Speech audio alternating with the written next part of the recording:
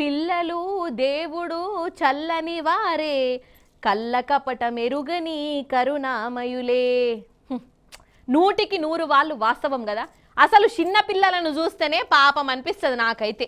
మరి అసాంటి పిల్లలను బూచోడొచ్చి ఎత్తుకపోతే ఎట్లుంటుందల్లా పాపం ఆ పిల్లల పరిస్థితి ఏంది కావచ్చు. అమ్మో తలుసుకుంటుంటేనే నాకు పానమంతా కలుక్కుమంటాంది. అన్నట్టు గిట్లనే సంటోళ్ళని ఎత్తుకుపోయి అమ్ముకునే ముఠ మన పట్నంలోనే తిరుగుతాందట. వాళ్ళ సంగతి ఏందో చూసేసొద్దాం రాన్రి. పాపం ఈ చంటి పిల్లలు ఎంతున్నారోలా అగో ఒక్కొక్కరు ఎంత ముద్దుగున్నారో చూడు. వీళ్ళ నమ్మకానికి పెట్టేదందుకు చేతులు ఎట్లా వచ్చినాయో ఏం పాడో. మన హైదరాబాద్ ఉప్పలవతల చిట్టిపొట్టి పిల్లలను కూరగాయలు అమ్మినట్టే అమ్మే గ్యాంగ్ ఉన్నదోల్లా.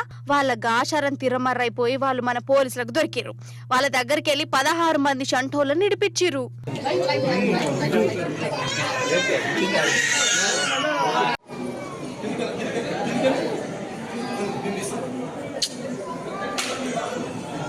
మనకాడ ఈ గ్యాంగ్ ఒకటి మోపైంది. వీళ్ళట బొంబాయి, పూణే, బెంగళూరు గింగళూరు నుంచి పోరగాండ్లను ఎత్తుకత్తారట.